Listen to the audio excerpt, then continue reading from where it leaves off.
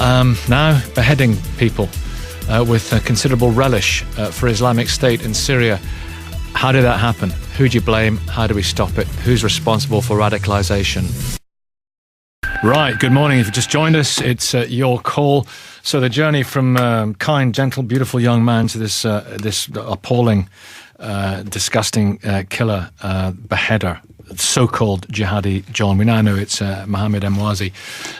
How did it happen? Is it happening in your communities? Do you see it? We're going to speak to Afzal Ashraf. He's with me. He's a counter-terrorism, counter-insurgency expert at the Royal United Services Institute. Good morning, sir. Good morning. And we've got Akbar in Luton. Hello, Akbar, and Hassan in Manchester, who've come straight out the traps and called us. Are you there, Hassan? Good morning. Morning. Akbar, are you there? Good morning. Good morning, Nicky. Good morning. Be with you. I just want to speak to Anthony Glees. Professor Glees, hello to you. Good morning. I was expecting to speak to you earlier on. Yes, Didn't get to come to. I'm so glad you stayed because our interview with the representative from CAGE overran slightly. Did you see this? What did you make of this press conference yesterday? I thought it was nauseating. And because we live in a free country, I can say this even on the BBC. I think the BBC needs to think very carefully to ensure that it isn't used as a propaganda tool by people who could be extremely dangerous. What they said was nauseating, and the idea that this was a beautiful young man before MI5 harassed him and turned him into a sadistic beheader is total nonsense and flies in the face of the facts. The facts are that when Mohammed Emwazi was 21, straight after graduating from Westminster University, he tried to join Al-Shabaab in Tanzania, and it is called Tanzania, I'm told. Oh, is it? Right. He tried to join Al-Shabaab, a jihadist group. He was then his name was then passed on to MI5, who had a word with him, as you would expect. You'd want your money back if that wasn't the case. And he then went to CAGE, Prisoners, an organisation, as we know, which is largely run by a man called Moazem Beg, a Guantanamo Bay inmate and somebody who has admitted to giving weapons and explosives training to people. So when they say, when they came across him, he was a beautiful, poetic young man, that is simply not true. Where was he radicalized? He was clearly radicalized before he went to Tanzania, because that's why he went there. And that means almost certainly whilst he was a student at the University of Westminster. And how awful it is for people like me, at any rate, who follow this closely, not just to hear MI5 blamed on the BBC for turning a man into a beheader, but it's just a few days after 24 vice-chancellors wrote complaining to the government about the fact that the current counter-terrorism and security bill wants universities to keep an eye on their students to prevent them from being radicalised.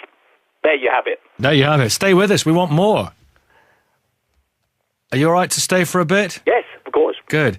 Just one thing I would say. All the main broadcast news channels took this press conference yesterday. Were they... length? No, I don't know. Were they right to take it, given that they were people who knew this man? I'm just putting that out there. Are you speaking to me? Yeah, I'm just wondering. Look, we're at war with these people. But hopefully these people have been suitably challenged. It was pretty robust earlier on. It's been robust on the other news channels. You've got to challenge these people. Hopefully we managed to do that. Well, you didn't challenge him with the important fact, which was the CAGE prisoners, when they knew him, he had already been radicalised and had tried to join Al-Shabaab. It was that way round. Yeah. That's the point. Yeah. And CAGE prisoners have had marvellous publicity. This morning we heard from the convert, Kerry Bullivant, kind of describing it as a personal journey of discovery. Jihadism is a wonderful thing. And as I say, my fear is that are these groups, Professor, are these groups part of the problem? I think they may well be part of the problem. And I think British people, the vast majority of British people, and that includes, as we know from the BBC's own poll, the vast majority of British Muslims, feel the time has come to blow the whistle on this thing and to stop this wave of madness, which is taking young British men off to the Islamic State. And girls and women, the three of... girls as under the age of 18, team over there in order to become so-called brides. They're being brainwashed, whether it's over the internet and by people we don't know. And it's clear that MI5 and the police do not have enough resources at the moment to do the job. That's where these failings lie. And they lie with government. They lie with a failure to put people under control orders. People will remember when Cameron became Prime Minister, the old-style control orders were abolished, and it's even said that Mohammed Emwazi was under one of the new so-called TPIMs and absconded at the first opportunity. Okay, listen, I'm glad you stayed to say what you needed to say, because you say free speech is what we're defending here at the end of the day, isn't it? Let's, if you'll allow me, Afzal Ashraf, I'll go to a caller, because I know Afzal wants to come in here. And that caller is Hassan in Manchester. Hello, Hassan. Hello, good morning, Nicky. I'm just wondering, I don't know if you heard the Bullivant interview earlier on, this man from CAGE. He said something which struck me as something that would be offensive to many Muslims in this country. He just referred to this monolithic Muslim community. I mean, it's so much more complicated than that, isn't it? Yes. Well, firstly, before I make my point, I'd like to say, obviously, we need a proper inquiry to understand exactly what happened to Jihadi John. But I totally agree with your point. I mean, not enough is being done to specifically target the preachers who are brainwashing and who are changing people from normal law-abiding citizens into violent criminals. And that's what they are. They're violent criminals and thugs. That's what they've become. So not enough is being done. Just the other day, there was a preacher in Westminster, of all places, who belongs to this ideology, who was allowed to go and give a lecture in front of an audience. I don't think there's enough being the specific ideology which is causing the trouble. The second thing I say is that the Muslims who are challenging and who are challenging these people, and also who are promoting good in society and trying to make a difference, they don't feel included at the moment. They feel marginalized themselves, and that's not helping the situation. And thirdly, we need to counteract all extremism and terrorism, regardless of whether they are our allies. I mean, if we have one rule for some people and then another rule for another people, then that's not going to help. I mean, if Saudi Arabia, which is the root and source of the hateful ideology which creates the ISIS and which creates Jihadi John and creates other people, they are not being stopped in promoting and funding the spread of this hate, then this is not going to help. If the Foreign Office puts its flag at half-mast in respect of a leader who is responsible for the murder of millions of people or thousands of people through funding or whatever other means, that's not going to help either. No, okay. That needs to be a balanced approach. Yeah, that's the murky world of selective democracy and selective friends, and my enemy's enemy is my friend and all that stuff. Stay there, my friend. So, Afzal Ashraf, there was a survey done by the BBC the other day. Did you see it? Basically, it said, the top line, as we call it, was the majority of British Muslims oppose violence against people who publish images depicting, you did see it, yeah? Mm-hmm. Depicting the Prophet Muhammad. He's nodding. The survey said most have no sympathy with those who fight against Western interests. Most. Now, the glass half empty from that survey, with 27% of Muslims polled said they had some sympathy with the motives behind the Paris attacks. And a worrying amount, inferring from it, did support violence. I mean, a minority, but a worrying amount. It is. Any number is worrying. And of course, the only way you can balance that is to look at how many people within the wider society would support violence in other circumstances that they find offensive. So, but the point, I think the main issue that we need to come away from is that the vast majority of Muslims are deeply upset by this. 95% feel loyalty to Britain, 93% say they should obey British laws. But that has to be put in context. Yeah. But we're still talking about this small, albeit significant minority. Why have they come to those beliefs? Well, people come to beliefs for a whole number of reasons. The first thing I think we need to say, Nick, is if we had a comparable survey with non-Muslim populations and asked them comparable questions, many of them do not like the British system, so they might say, well, I'm not loyal to Britain for various reasons and Indeed. so on. So we need to get that in context. But even 1% or 0.5% is too many as far as I'm concerned. And the reason we have these people who will support violence, who will support the sort of horrible terrorism that's going on here, is because there are people who are trying to convince them that there is a better world out there, if only they could subvert the system we're living under. Okay. 68% of that survey agreed that violence was never justifiable. We'll regroup and we'll get our other caller in just a second so far that I did announce, and more coming in. 0500 909 693. It's 9:18. Right, we've got Akbar in Luton. I did announce him earlier on, and I'm coming to you. And Fiona in Hull. Hello, Fiona. Morning. And Anthony Glees as well, still with us. And Anthony, I'll be back, if I may call you that. I'll be back with you shortly, and you can comment on what you hear. So, Akbar, thank you for getting in touch. Radicalisation. This particular man. Go on. Yeah, the picture that has been painted by CAGE is totally incorrect. He's a murderer, and he has killed many British people and Americans and people of other nationalities. So it's very wrong on the part of CAGE to put up a wrong picture out for him. I mean, here. The Muslim communities in this country need to take stock of the whole situation and accept that there is extremism within Muslim communities, and that has come about during last 20 to 25 years of activities by radical preachers up and down the country. Can I ask you, sir? I mean, are you from Luton? Is that right? Yeah, I'm from Luton. We hear a lot that there is a lot of radicalisation in Luton. Tell me about the situation in your town.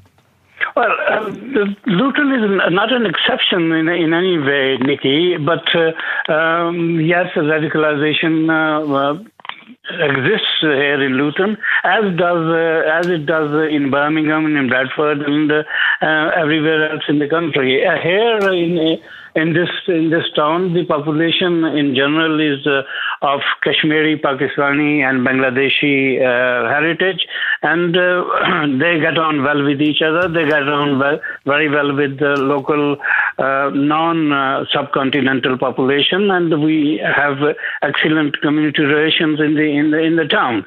But at the same time, there is the radicalization taking place all the time, everywhere, and the voices coming out of certain mosques and certain institutions need to be looked at. Okay, let me put that point. This is a really important point. I'll put it to Professor Gleeson in a moment. But Fiona, you have your say first of all. I was livid last night on the news. I wanted to phone in then to allow people like CAGE to voice their opinion about him being. What really made me sick was to say extremely kind is the most evil person on this planet at the moment.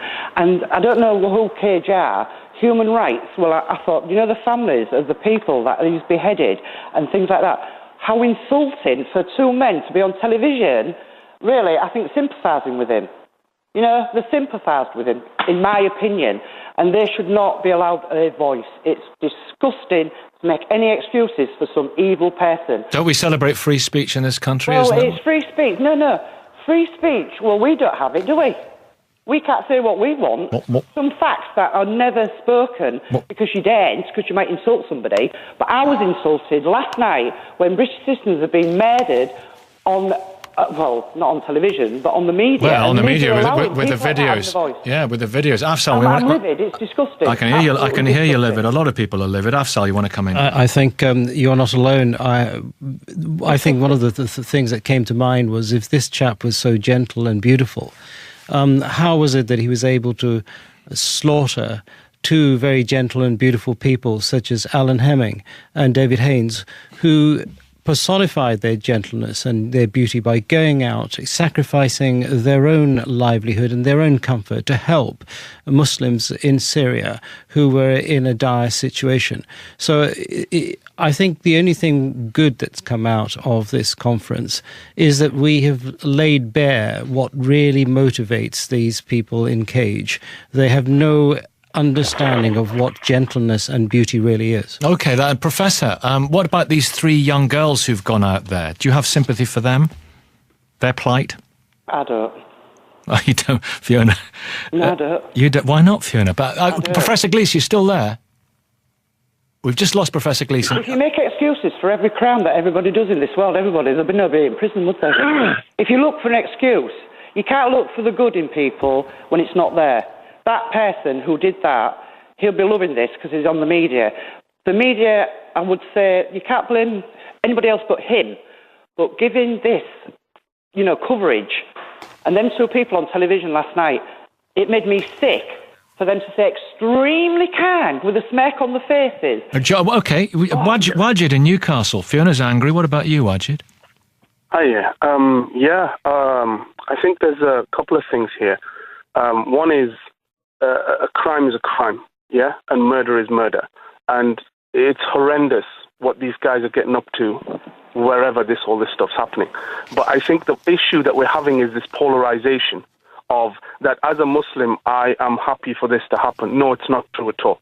I've got kids, I've got family, and if anything like that happened to them, I'd be just as gutted and as devastated and I would want justice.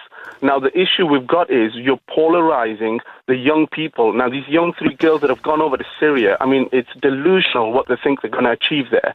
But the reality is that the more the community is polarizing them and pushing them out and saying, you lot are strange, you lot are weird, you lot do this, you lot do that, when the majority do not actually do that, but the whole of the community is being scapegoated and being blamed as the boogeyman, as a problematic. How is that happening?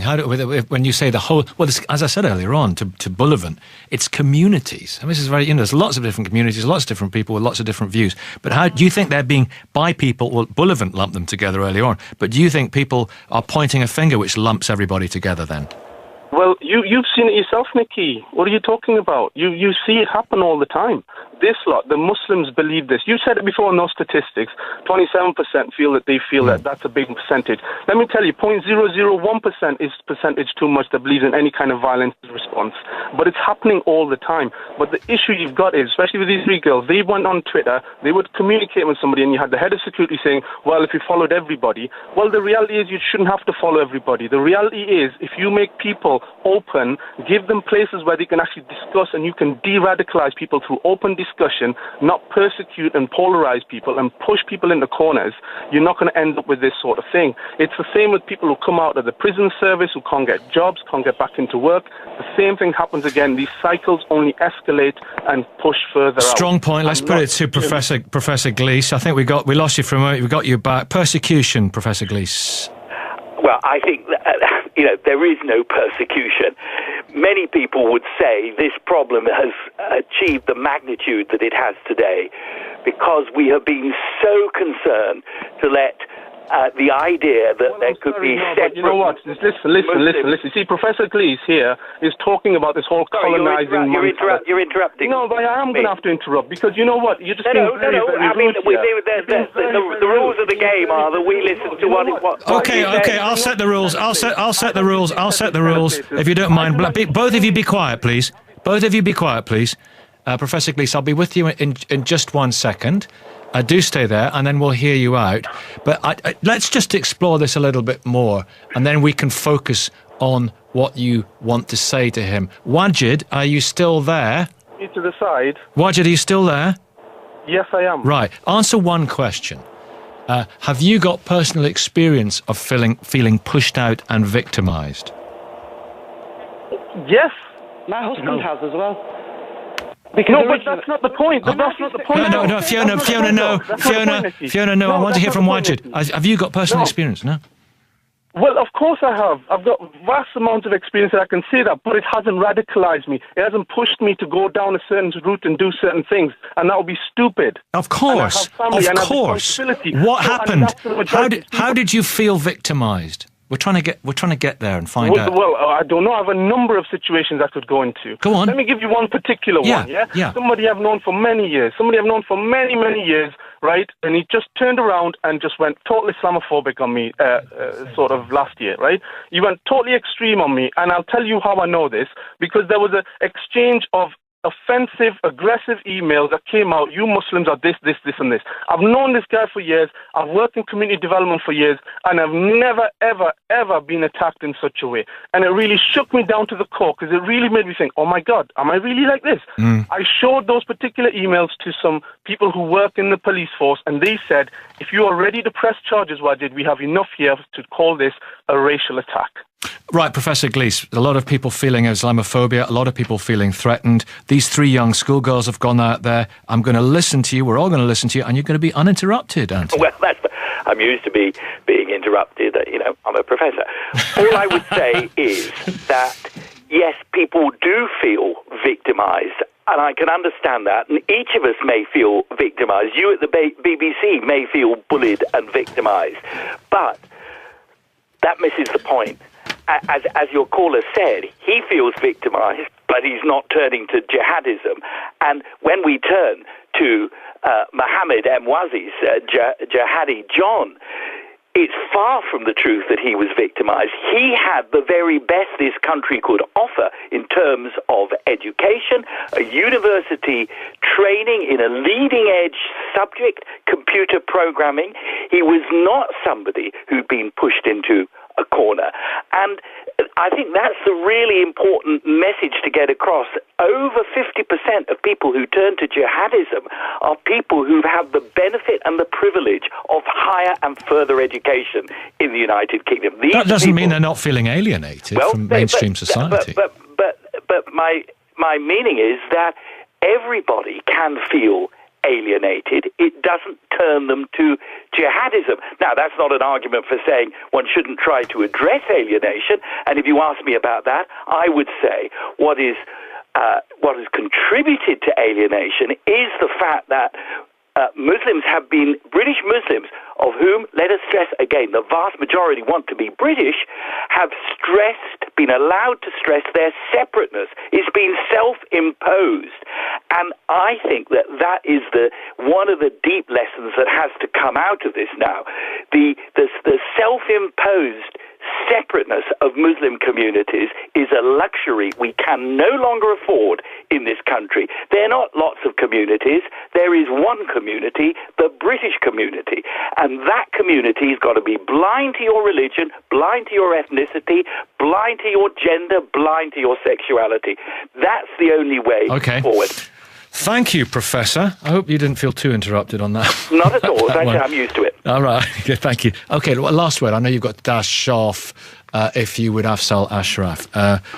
This seemingly intractable problem. Of radicalisation. There is one solution. All this debate about ideology and so on has to take place. People have to discuss this. But the real solution is that this ideology promises success. Al-Qaeda promised it. They failed to deliver it. We now have ISIS.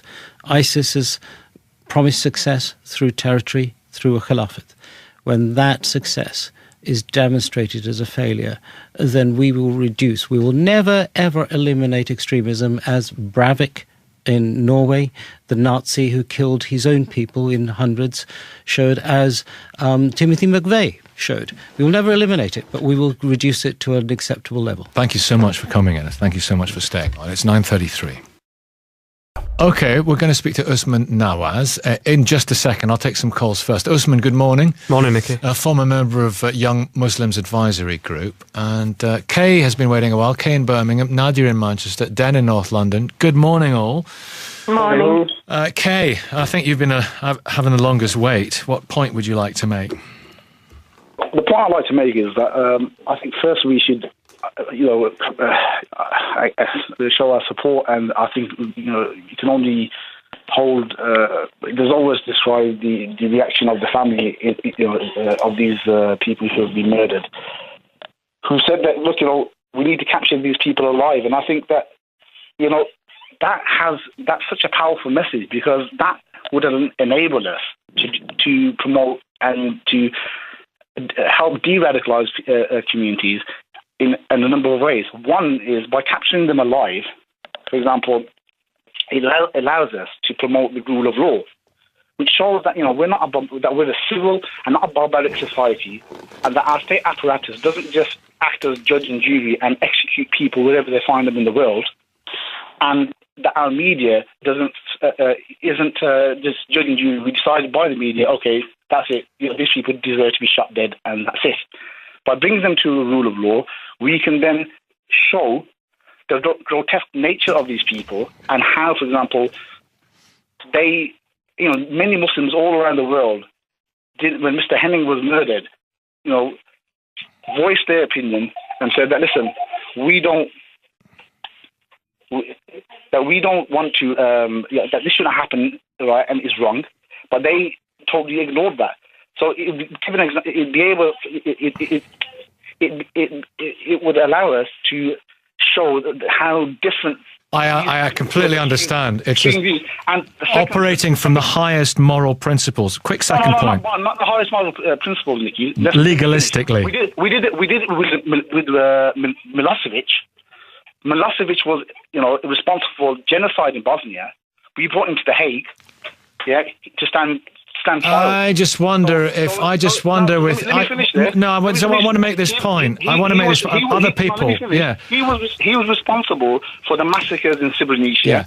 Yeah, and so forth. We're over 10,000. I understand that, but people would say, is it right to give this man the status of a war criminal? Let me go. It's other people to hear from. You've made your point. You made a very good one, a very powerful one.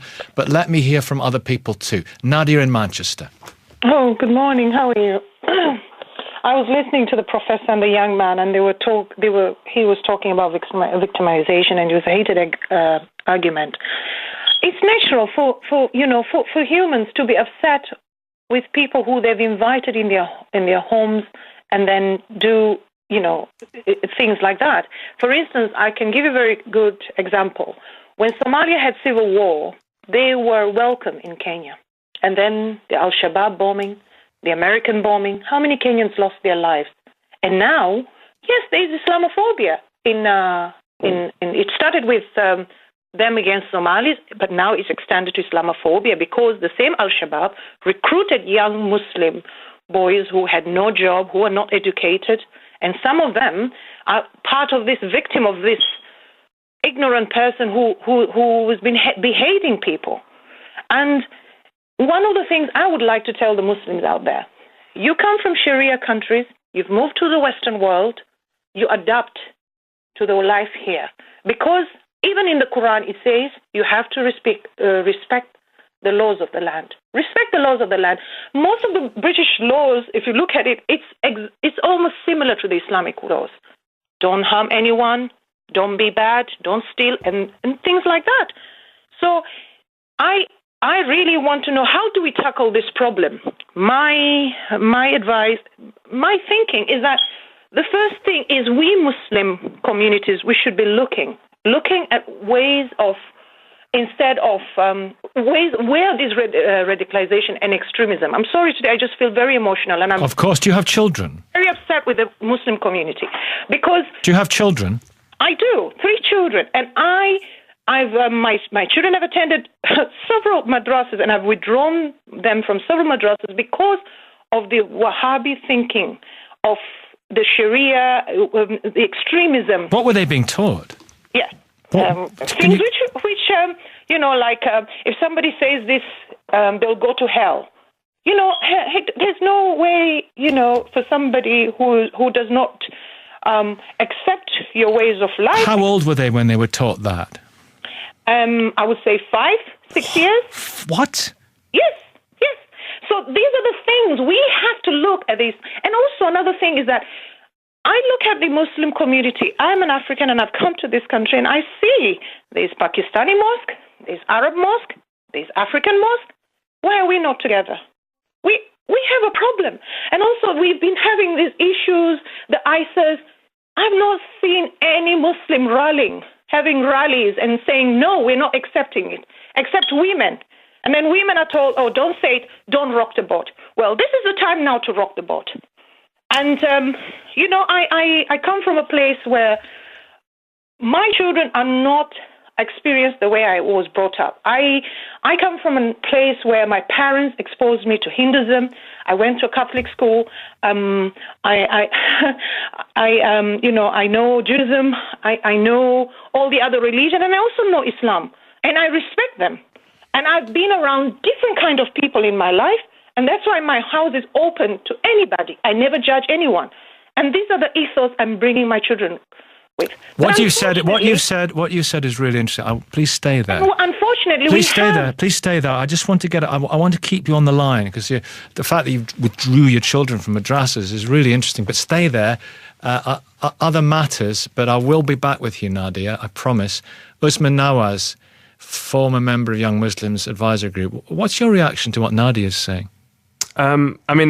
Just on the point of, in terms of the Muslim community has not been speaking out loud enough, in the point that she made there about there not being rallies and stuff, I think the Not In My Name campaign has been fairly prominent. People have rallied and spoken out worldwide about the atrocities, and that's what they are, that ISIS have been committing. In terms of her wider point about education within mosques and madrasas, I completely take that on board. I think that we do need to have coherent curriculums within our mosques. We need to have some national standards as to what is taught to young Muslims when they do go to mosque. Is it appropriate to teach a 5-year-old that they will go to hell? No, it's not appropriate to teach a 5-year-old they would go to hell.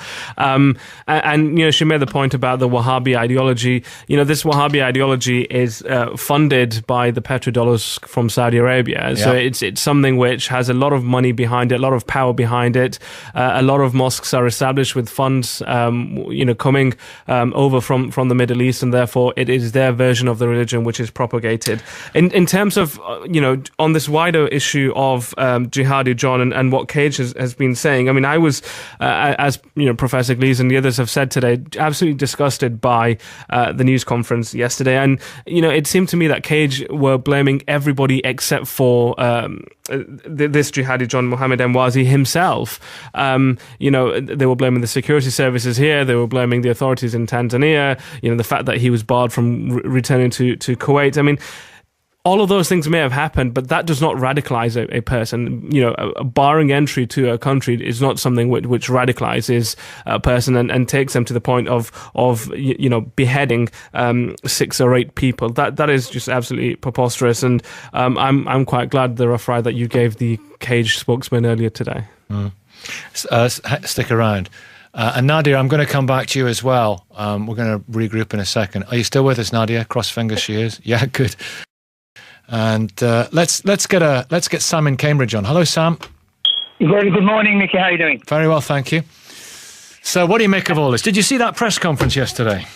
I didn't actually. I only noticed, I heard it on the radio this morning. And it's a good job I don't, because I told my wife not to mention anything to me about these terrorist stars. I don't want to call them names. I get annoyed and frustrated. I'm a Muslim, but I'm a moderate Muslim. And I get so annoyed and frustrated and sometimes ashamed when these people do things in the name of Islam, because certainly they're not doing it in my name. I get very annoyed when they're called jihadists, because they have nothing to do with Islam. They're nothing to do with being jihadists. They're nothing but murderers, terrorists, low-key people. And I think the media really has got a lot to do with it in that aspect. They keep referring them to jihadis, Muslims. They're nothing to do with Islam. Islam is the most kind, the most flexible religion. One of the followers of the Prophet Muhammad afterwards, he said, you do not judge Islam how they treat Muslims. You judge Islam by how you treat non-Muslims. Now, who gave them the right to go and start cutting people's head? You call this a jihadist? They're doing this in the name of Islam? They're nothing but terrorists, and that's how they should call them. Just terrorists, murderous people. And I think the Muslim community, and I say in people like Luton, whatever, because most of these people are from Pakistani or Bangladeshi. They need to do more. They need to come out in the mosques on the Friday after the Friday and in other media options or whatever to start telling these people this is not Islam.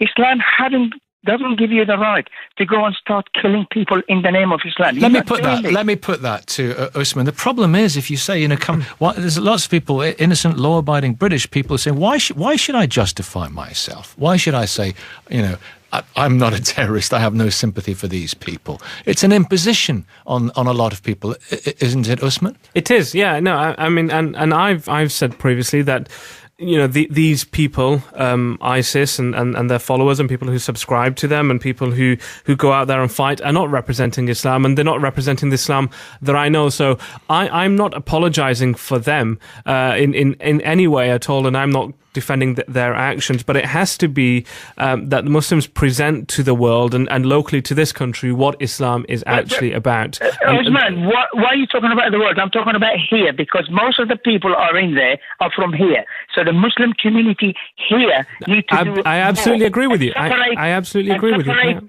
Themselves and myself, because I don't like to see it in the paper every day. These people refer to as jihadis. What's it got to do with jihad? I'm going to come back to Nadia in just a minute. I think there's a question I'd like to put to you, Usman, as well. It's difficult, though, isn't it? Sometimes you hear, people reacting to these atrocities and saying it's a terrible, terrible, awful thing, but. And there's a lot of buts, and then we hear the caveat, don't we? But you've got to understand foreign policy. We heard it with the Charlie Hebdo murders as well. Well, it's terrible what happened, but it was and it's like I don't know. It's like if a doctor were going into, and it has happened, into an abortion clinic and was shot by extremists who disagree with abortion, and then people coming on of that particular belief that abortion is wrong, say, "Oh, it's terrible what happened to him." But Nicky, we're too safe, we're too soft here. Usman, I want to hear Usman's respond on that. Usman, do you understand what I'm saying? There has to be absolute condemnation of these acts, and absolute unconditional condemnation of these acts. There shouldn't be any caveats. There shouldn't be any ifs and buts. There is no justification for the murders of the journalists in Paris. There's no justification for the beheadings of the aid workers and others, and journalists and photograph journalists in Iraq and Syria. There has to be unconditional, and Muslims have to be confident enough in being able to do that. We need to stop finding excuses for these people. We need to stop trying to in any way justify what they're doing and condemn them for what they are, terrorist acts. Yes, well, it's very good having you on. Might come back to get the chance. We're running out of time. But Nadia, I come to you now because there's been lots of texts saying that you're being very sensible. Let's hear more from Nadia. Refreshing and important to hear her voice. What a fantastic! I'm reading you some of the love here. Fantastic to hear from Nadia. Another one. I love what Nadia is saying. Another one. Nadia is extremely correct and speaks absolute truth. Nadia, we've got not a lot left, but I'm going to give you the platform again to say what you feel you need to say. I spoke to you a couple of months ago, and I told you my best friend was killed. He was an imam in Kenya for so many years, and he actually helped the youth to try and stop taking drugs, especially in Mombasa, and not to be radicalized. And they killed him. These extremists killed him.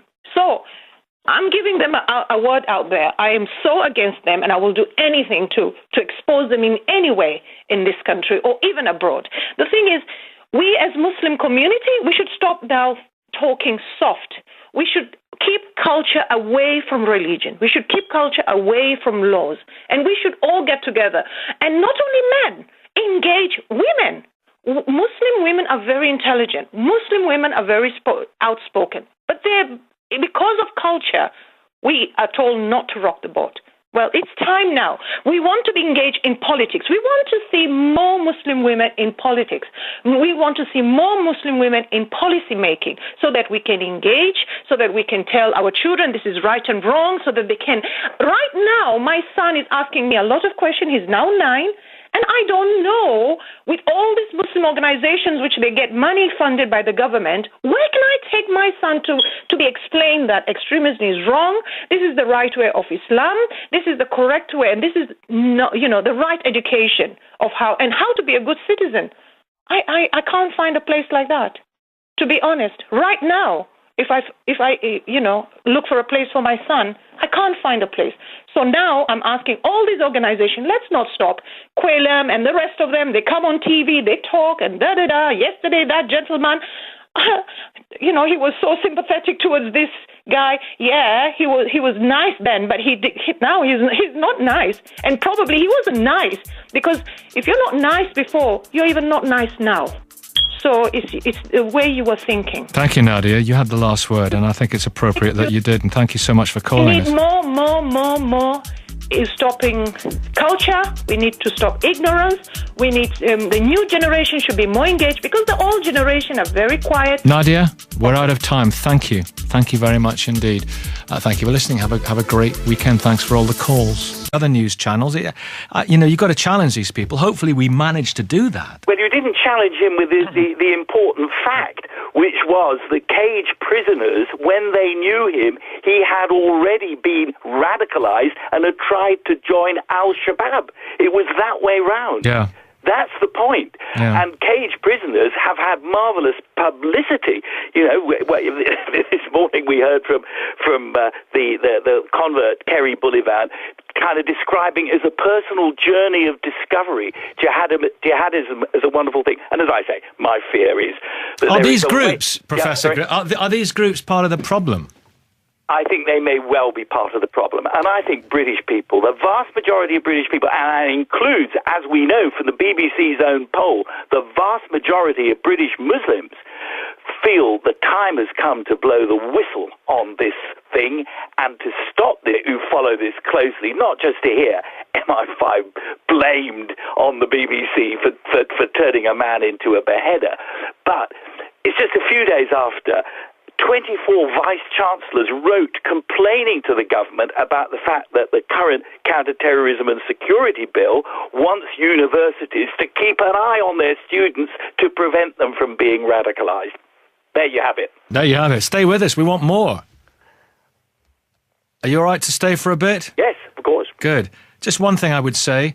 All the main broadcast news channels took this press conference yesterday.